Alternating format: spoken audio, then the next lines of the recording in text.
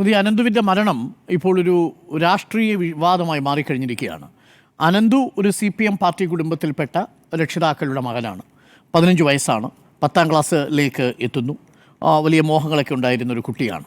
പക്ഷേ ഇന്നലെ ഈ ദാരുണ സംഭവത്തിൽ ജീവൻ നഷ്ടപ്പെട്ടതിനു ശേഷം രാത്രിയിൽ വലിയ പ്രതിഷേധങ്ങൾ നമ്മൾ കണ്ടു. ഗവൺമെൻറ് സ്പോൺസേഡ് മർഡർ എന്നാണ് ഇന്നലെ കോൺഗ്രസ്സുകാർ ഇതിനെ വിശേഷിപ്പിച്ചത്. ഇന്നിപ്പോൾ CPM പ്രത്യാരോപണവുമായി രംഗത്ത് വരുന്നു. ഈ വിനീഷ് എന്ന കെണിവെച്ചയാൾ കോൺഗ്രസ്സുകാരനാണ് എന്നുള്ളതാണ് ആരോപണം. പക്ഷെ അപ്പോഴും KSEBയും വനംവകുപ്പും ആ ഉത്തരവാദിത്വത്തിൽ നിന്ന് ഒഴിഞ്ഞു നിൽക്കുകയും ചെയ്യുന്നു. അനാസ്ഥയുടെ ഇരയാണെന്നുള്ള കാര്യത്തിൽ ഒരു തർക്കവുമില്ല. നമ്മുടെ വന നിയമങ്ങൾ എത്രത്തോളം ജനവിരുദ്ധമാണ് എന്നതിൻ്റെ ഏറ്റവും ഒടുവിലത്തെ ഉദാഹരണമാണ്. നമ്മൾ ഈ വന്യജീവി ആക്രമണം വാർത്തയില്ലാത്ത ഒരു ദിവസം പോലും കടന്നു പോകുന്നില്ല. നമ്മൾ തന്നെ ഇത്ര ദിവസം ആ വിഷയങ്ങൾ ചർച്ച ചെയ്തിട്ടുണ്ട്. ഇപ്പോൾ ഈ വഴിക്കടവിലെ ഈ പ്രദേശത്തിൻ്റെ കാര്യം നോക്കുകയാണ്. ഇന്ന് രാവിലെ മുതൽ ആ വാർത്ത കൊടുക്കുമ്പോൾ ആ കുഞ്ഞിൻ്റെ വീട് ഇരിക്കുന്നത് കാട് കടന്നു പോയിട്ടുള്ള ഒരു ചെറിയ പ്രദേശമാണ്. അവിടേക്ക് ആ കുട്ടിയുടെ മൃതദേഹം കൊണ്ടുപോകുന്നതും ആളുകൾ നടന്നിട്ടാണ് ആ മൃതദേഹം കൊണ്ടുപോകുന്നത്. വാഹനം അങ്ങോട്ട് പോകില്ല. ആംബുലൻസ് തന്നെ അവിടേക്ക് ആളുകൾ തള്ളി കൊണ്ടുപോവുകയാണ്. അത്രയ്ക്കും കാട് പ്രദേശമാണ്. കാടും ഈ പ്രദേശം കൃഷിസ്ഥലവും തമ്മിൽ ചെറിയ വ്യത്യാസമേ ഉള്ളൂ. അപ്പോൾ അവിടെ നിന്ന് തന്നെ 12ഓളം കുടുംബങ്ങൾ ഇതിനകം ഈ വന്യജീവി ആക്രമണങ്ങളിൽ വലഞ്ഞ് അവിടെ നിന്ന് പോയിട്ടുണ്ട്. അപ്പോൾ പ്രാഥമികമായ അവരുടെ പരാതി, അവരുടെ വിഷയം എത്രത്തോളം അഡ്രസ്സ് ചെയ്യപ്പെട്ടിട്ടുണ്ട് എന്നുള്ളത് തന്നെയാണ് അവിടുത്തെ ആളുകൾ പറയുന്നത്. ഇത് ഈ പറയുന്ന പിടിയിലായ വിനീഷ്, ഇയാൾ സ്ഥിരമായി ഇങ്ങനെ വന്യജീവികളെ പിടികൂടാറുണ്ട്, ഈ കെണിവെച്ച് പിടികൂടാറുണ്ട് എന്ന് പറയുന്നു. നേരത്തെ മലമ്പാമ്പിനെയൊക്കെ ഇങ്ങനെ പിടികൂടിയിട്ടുണ്ടെന്ന് പറയുന്നു. നേരത്തെയും ഇയാൾക്കെതിരെ കേസുണ്ട് എന്ന് പറയുന്നു. അതവരുടെ വിഷയമായി നിൽക്കുന്നു. പക്ഷേ ഈ വന്യജീവികളിൽ നിന്ന് രക്ഷപ്പെടാൻ, വന്യജീവികൾ കൃഷി നശിപ്പിക്കുന്നതിൽ നിന്ന് തടയാൻ അവിടുത്തെ ആളുകൾക്ക് എന്ത് ചെയ്യാൻ പറ്റും എന്നൊരു വിഷയമുണ്ട്. ഒരു മാർഗവും കൊടുത്തിട്ടില്ല. അവിടെ ഫെൻസിംഗ് ഇല്ല, ഒരു തരത്തിലുള്ള കാര്യങ്ങളും ചെയ്തിട്ടില്ല. അപ്പോൾ അവരെന്ത് ചെയ്യും? അവർക്ക് ചെയ്യാൻ കഴിയുന്ന കാര്യങ്ങൾ ചെയ്യും. അതിൽ നിയമവിരുദ്ധമായിട്ട് കാര്യങ്ങളും സംഭവിക്കുന്നുണ്ട്. ഇതിപ്പോൾ വിനീഷ് ചെയ്ത ഒരു കാര്യം മാത്രമാണല്ലോ നമ്മളിപ്പോൾ അറിയുന്നത്. അവിടെ പലരും ഈ രൂപത്തിൽ KSEB ലൈൻ വലിച്ച് ഈ തരത്തിൽ പന്നികളെ പിടികൂടുന്നുണ്ട്. പന്നികളെ വിൽക്കാനുള്ള പരിപാടികൾ അവിടെ നടക്കുന്നുണ്ടെന്ന് പറയും. 2 തരത്തിലാണത്. കൃഷി നശിപ്പിക്കുന്ന തടയാനും ഈ രൂപത്തിലും രണ്ടും അവിടെ നടക്കുന്നുണ്ട്. അപ്പോൾ KSEBയുടെ ലൈൻ ഇങ്ങനെ വലിക്കുന്നു. ഇവിടെ ആളുകൾ നടന്നു പോകുന്ന പ്രദേശത്തുള്ള പ്രശ്നമാണ് എന്ന് നേരത്തെയും പരാതികൾ പോലീസിന് പോയിട്ടുണ്ട്. ഇന്നിപ്പോൾ അനന്ത് മരിക്കുന്നു. അനന്തിനൊപ്പം തന്നെ പരിക്കേറ്റ മറ്റൊരു കുട്ടിയുണ്ടല്ലോ.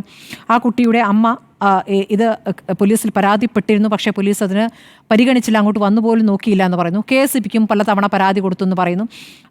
പക്ഷേ ഇതൊക്കെ തന്നെയും പോലീസ് പറയുന്നതും KSEB ഉദ്യോഗസ്ഥർ പറയുന്നതുമാണ് ശരി എന്ന രൂപത്തിലാണ് നമുക്കിവിടെ മന്ത്രിമാരുടെ പ്രതികരണത്തിൽ നിന്നും മനസ്സിലാവുന്നത്. ഇപ്പോൾ വൈദ്യുതി മന്ത്രിയെ പ്രതികരിച്ച കാര്യമായാലും വനമന്ത്രിയുടെ കാര്യത്തിൽ വനമന്ത്രി എല്ലാ കാലത്തും വന്യജീവി ആക്രമണങ്ങളിൽ ആളുകൾ മരിക്കുമ്പോൾ നടത്തുന്ന ആദ്യ പ്രതികരണം മമ്പരവിഡ്ഢിതമായിരിക്കും, അല്ലെങ്കിൽ ഒരു മനുഷ്യത്വമില്ലാത്ത പ്രതികരണം. ഇപ്പോൾ കുഞ്ഞിൻ്റെ കാര്യത്തിലും അതുതന്നെയാണ് സംഭവിച്ചത്.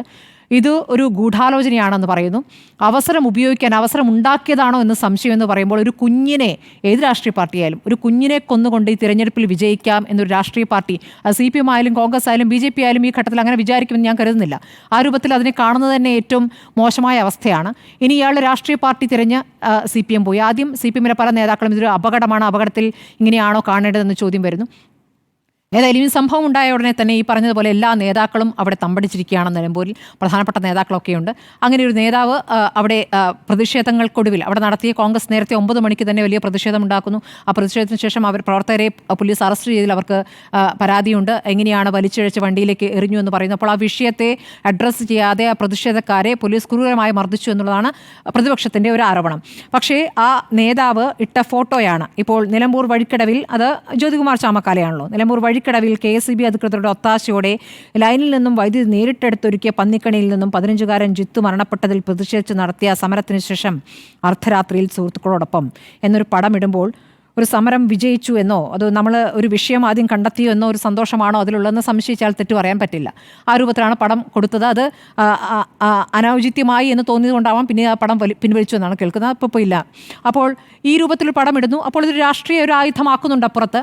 പക്ഷേ ഈ വിഷയം രാഷ്ട്രീയമാണെങ്കിലും ഇവിടെ വിവിധ വകുപ്പുകൾ എത്രത്തോളം ഈ വിഷയത്തെ അഡ്രസ്സ് ചെയ്യുന്നു എന്നൊരു പ്രധാനപ്പെട്ട വിഷയമാണ്. ഇതല്ലാതെ തന്നെ നിലമ്പൂരിൽ ഒരു പ്രചാരണ വിഷയമാണ് അല്ലേ? വന്യജീവി ആക്രമണം എന്നുള്ളത് നിലമ്പൂരിൽ ഒരു പ്രചാരണ വിഷയം തന്നെയാണ്. അതാണ് PV അൻവറും ചൂണ്ടിക്കാണിച്ചപ്പോൾ നമ്മുടെ ഇന്നത്തെ ചർച്ചയിൽ PVNന്റെ തൃണമൂൽ പാർട്ടിയിലെ പ്രതിനിധിയും BJPയിലെ പ്രതിനിധിയും കോൺഗ്രസ് പ്രതിനിധി ഉണ്ടായിട്ടില്ല. നമുക്ക് ലീഗിൽ നിന്നുള്ള പ്രതിനിധികളുമാണ്. ഇവരൊന്നും തന്നെ ഇതിനെ രാഷ്ട്രീയമായി, ഇപ്പോൾ UDF പ്രതിനിധിക്ക് സ്വാഭാവികമായി ഇപ്പോൾ കോൺഗ്രസ്സുകാരനാണ് എന്നൊരു ആരോപണം വരുമ്പോൾ അതിനോട് പ്രതികരിക്കാൻ വിചാരിക്കാം. മറ്റ് രണ്ട് നേതാക്കളായാലും ഇയാളുടെ രാഷ്ട്രീയ പശ്ചാത്തലമല്ല പരിശോധിക്കുന്നത്, എങ്ങനെ സംഭവിച്ചു എന്നാണ് പരിശോധിക്കുന്നത്. പ്രത്യേകിച്ച് അവിടെ ജീവിക്കുന്നവർക്കറിയാം അവിടുത്തെ സാഹചര്യം വളരെ മോശം അവസ്ഥയാണ്. ഇത് അങ്ങനെയുള്ള ഒരുപാട് പഞ്ചായത്തുകൾ അവിടെ ഉണ്ടെന്നാണ് പറയുന്നത്. ആ പഞ്ചായത്തുകളുടെ അവസ്ഥയൊക്കെ ഇങ്ങനെയായിരിക്കും. ഒരു പരാതിയും പരിഗണിക്കപ്പെടുന്നില്ല എന്നുള്ളതാണ്. ഇത് രാഷ്ട്രീയ ഗൂഢാലോചന എന്ന പ്രതികരണം ഏറ്റവും മനുഷ്യത്വരഹിതമായി പോയി എന്നുള്ളതാണ് പറയാനുള്ളത്. അപ്പോൾ ഇതിൽ തുടർച്ചയായി ഇതിപ്പോൾ പഞ്ചായത്തിന് അധികാരമുണ്ടല്ലോ, അപ്പോൾ പഞ്ചായത്തിൻ്റെ വീഴ്ചയാണ്, പഞ്ചായത്ത് ഭരിക്കുന്ന UDF ആണെന്ന് പറഞ്ഞു. ഇപ്പോൾ ഇന്നലെ രാത്രി ഇപ്പോൾ UDF ആണ് പ്രതിഷേധം നടത്തിയതെങ്കിൽ നാളെ ഇപ്പോൾ CPM പ്രതിഷേധം പഞ്ചായത്ത് ഓഫീസിലേക്ക് നടത്താനിരിക്കുകയാണ്. അപ്പോൾ ഇത് രാഷ്ട്രീയമായി ആരാണ് കാണുന്നത് എന്നുള്ള വിഷയമുണ്ട്. രണ്ടു കൂട്ടരും രാഷ്ട്രീയമായി കാണുകയാണ്.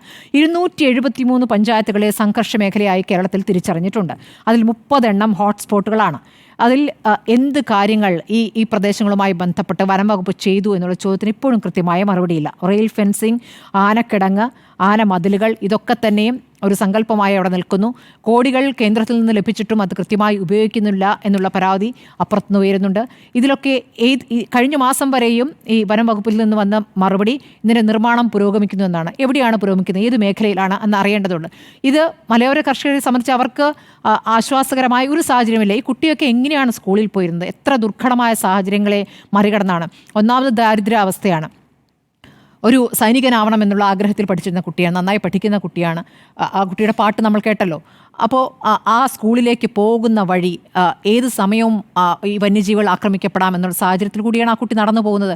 അവിടെ നടന്നു പോകുന്നവർ, ജോലിക്ക് പോകുന്നവർ എല്ലാവരും തന്നെ ഈ ആശങ്കയോട് കൂടി തന്നെയാണ് അവിടെ ജീവിക്കുന്നത്. വേറെ വഴിയില്ലാത്തതുകൊണ്ട് മാത്രം അവിടെ തുടരുന്നവരാണ്. അപ്പോൾ മനുഷ്യത്വപരമായി ആ സാഹചര്യത്തെ, ഈ വിഷയത്തെ അഡ്രസ്സ് ചെയ്തില്ല എങ്കിൽ അത് സർക്കാരിൻ്റെ വീഴ്ച തന്നെയാണെന്നുള്ള കാര്യത്തിൽ ഒരു തർക്കവുമില്ല. ഇതിൽ രാഷ്ട്രീയ പ്രത്യാരോപണങ്ങൾ നിലമ്പൂരിൻ്റെ പശ്ചാത്തലത്തിൽ നടത്തുമ്പോൾ സർക്കാരുമായി ബന്ധപ്പെട്ടവർ അതിൽ കൃത്യമായി പ്രതികരിക്കേണ്ടതുണ്ട്. ഒരു പിഴവ് ഒരു പ്രതികരണത്തിനുണ്ടായാൽ അതിലോടുള്ള ജനങ്ങളുടെ പ്രതികരണം അതിശക്തമായിരിക്കും എന്നുള്ള കാര്യത്തിൽ സംശയമില്ല. ഇപ്പോൾ സ്ഥാനാർത്ഥികൾ അങ്ങനെ പ്രതികരിച്ചിട്ടില്ല. ഇപ്പോൾ സ്വരാജ് ആയാലും ആ വിഷയത്തെ അഡ്രസ്സ് ചെയ്തുകൊണ്ട് അത് കോൺഗ്രസ്സുകാരനാണോ എന്നുള്ളതല്ലോ, ആ ആക്ട് എങ്ങനെ സംഭവിച്ചു അതിലേക്കാണ് നമ്മൾ പോകേണ്ടതെന്നുള്ള പറയുകയാണ്. പക്ഷേ മറ്റു നേതാക്കൾ അങ്ങനെയല്ല. ഇനിയിപ്പോൾ നാളെ ഇപ്പോൾ പഞ്ചായത്തിലേക്ക് പ്രകടനം നടത്തുകയാണെങ്കിൽ എന്താണ് ഉദ്ദേശിക്കുന്നത്? നിലമ്പൂരിലെ പ്രധാനപ്പെട്ട വിഷയമോ, നിലമ്പൂർ ഉപതെരഞ്ഞെടുപ്പിലെ പ്രധാനപ്പെട്ട വിഷയം ഈ രൂപത്തിലാണോ അത് അഡ്രസ്സ് ചെയ്യാൻ പോകുന്നത്? വനം മന്ത്രി ഏറ്റവും ഒടുവിൽ വനമന്ത്രിയോട് മാധ്യമങ്ങൾ ചോദിക്കുന്നുണ്ട്, താങ്കൾ പോകുന്നില്ലേ, അവിടേക്ക് പോകുന്നില്ലേ എന്ന് ചോദിക്കുമ്പോൾ നാളെ ഇവിടെ പരിപാടി ഉണ്ടോയെന്ന് അറിയില്ല, പരിപാടി ഉണ്ടെങ്കിൽ പോകാമെന്ന്. എന്താണ് പ്രചാരണ പരിപാടിയോ? പ്രചാരണ പരിപാടി ഉണ്ടെങ്കിൽ പോകാമെന്നാണ് ആ മന്ത്രി പറയുന്നത്. ഇത്രയും മനുഷ്യത്വരഹിതമായി പ്രതികരിക്കുന്ന ഒരു മന്ത്രി ഇനിയും അവിടെ തുടരണോ എന്നുള്ള കാര്യം ഈ സർക്കാർ ആലോചിക്കേണ്ടതാണ്.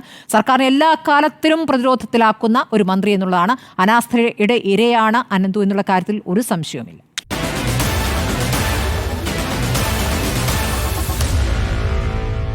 Meet the editors.